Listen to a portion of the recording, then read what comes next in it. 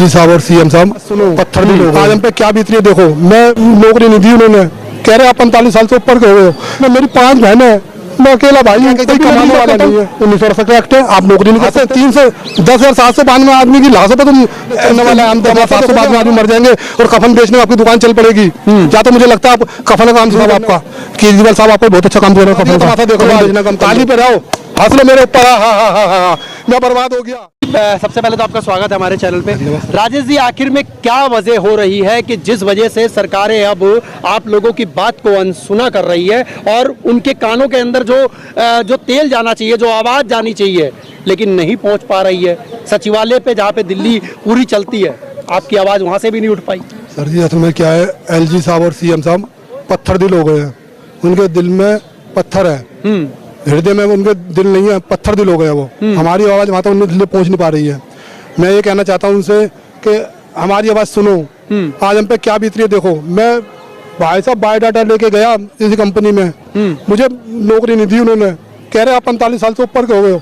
मेरे घर में मेरी 5 बहनें हैं, मैं अकेला भाई हूँ, कोई कमाने वाला नहीं है, मगर मुझे एकदम से बाहर निकाल दिया। और क्या है कि कुछ लोग क्या कहते हैं मेरे, जैसे मैं कोई बात करता हूँ कि भाई तो 1968 का एक्ट, अरे एक्ट के मेरे को एक्ट की सुई चुपाते रहते हैं। क्या जब भी नौकरी की बात करता हूँ 1968 एक्ट है, आप नौकरी नहीं कर सकते। अरे मैं कहना चाहता हूँ एक्ट में संशोधन नहीं होता भाई मेरे, क्या जब 370 बदल सकती है, कानून बदल सकते हैं, तो एक्ट में संशोधन क्यों नहीं कर सकते? आप संशोधन करो, आप में इच्छा शक्ति होनी चाहिए। एलजी साहब में उसमें इच्छा शक्ति होनी चाहिए। लोग भूखे मर रहे हैं और इनका एक्ट दुआई देते फिर रहे हैं। अरे मैं कहता हूँ एक्ट में संशोधन क्यों नहीं करते? इतनी लाशें 310,792 आदमी की लाशों पर तुम तमाशा देखोगे? हमारा बर्बादी का तमाशा देखोगे क्या?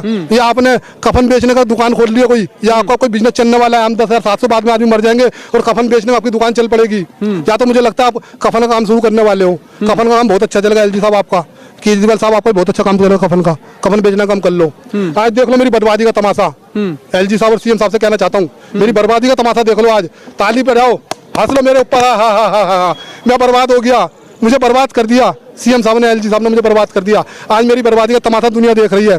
आप भी देख लो भाइयों मेरी बर्बादी का तमाशा यहाँ पर खड़े होके। मैं यही कहना चाहता हूँ एलजी साहब सीएम साहब से, अरे कुछ तो रहम करो हम पे, कुछ तो कहीं तो कुछ करो हम पे। हम कहाँ जाएं?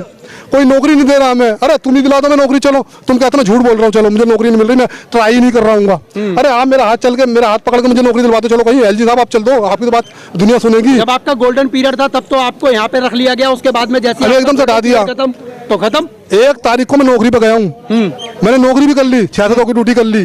बाद में मेरा हाथ पकड़ा बाहर कर दिया, आप ड्यूटी बनी है, आज से आपकी ड्यूटी खत्म। मैं एकदम से हैरान हो, कहाँ जाऊँ इस उम्र में मैं। घर गया, घर में बीवी बच्चे मेरे से पूछे क्या हुआ पापा, मेरे भाई पूछे क्या हुआ जी, नौकरी चली गई जी मेरी। केजरीवाल तो कहते हैं कि सभी कोई अब पैसे वाले हैं, यहाँ पे कोई ऐसा है नहीं जो गरीब हो। हाँ हम तो बहुत रईस आदमी, बिल्ला टाटा है ना, मैं तो सोच चल रहा है नौकरी करने का। बता दिया कि 2 करोड़ जो नौकरियां थी हम लोगों ने दे दी सबको, किसी को नौकरी नहीं दी। आरटीआई में जवाब आया था, आरटीआई में जवाब आया था, जो ये नौकरी देने की बात करते हैं, उसमें से कुछ ही जहाँ तक मैंने पढ़ा था 300 या 400 लोगों को ही नौकरी मिली है, जो कि एक आरटीआई का जवाब था। बाकी वो करोड़ों नौकरियां कहाँ चली गई? देखिए ये तो इनका वोट मांगने का तरीका होता है कि ज्यादा से ज्यादा झूठ को फैलाया जाए, और पब्लिक भी ये कि सच सुनना नहीं चाहती है।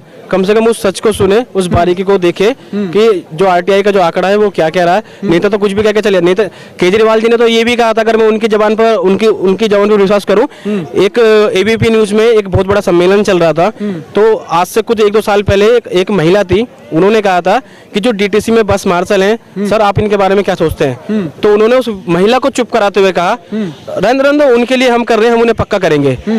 और ऐसे इतने सारे अलग अलग बयान है इनके, जो एक समय पर हमारे फेवर में होते थे। जब हम कोई अच्छा काम करते थे तो स्टेडियम में बुला के सम्मान करते थे ये लोग कि मार्शल ने ये कर दिया, मार्शल ने बच्चों को किडनैप होने से बचाया, मार्शल ने, अगर मार्शल नहीं होता तो एक बहुत बड़ी दुर्घटना बस के अंदर हो सकती थी, है ना। तो वो चीज इन्हें नहीं दिखती है। ये झूठ को कैसे पेश करना है, देखो इनकी राजनीति इन्हें मुबारक। हमारे तो सिंपल से वही 1-2 डिमांड थी कि सर वो दे दीजिए, हमें कुछ नहीं चाहिए।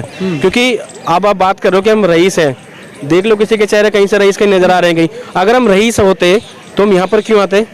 अरे तुम्हारे अंदर तो इतनी ताकत है, जैसे बोलते हैं ना, लिख दो अखबार भी तुम्हारा है। तो जो बड़े बड़े चैनल हैं उनमें इनके ऐड चलते हैं। अगर ये सवाल उनसे पूछने लग जाएंगे प्रूफ के साथ में, तो उनके तो एक तरह से थोड़ा कमाई का स्रोत रुक जाएगा। तो सच कोई बोलना नहीं चाहता, सच कोई सुनना नहीं चाहता।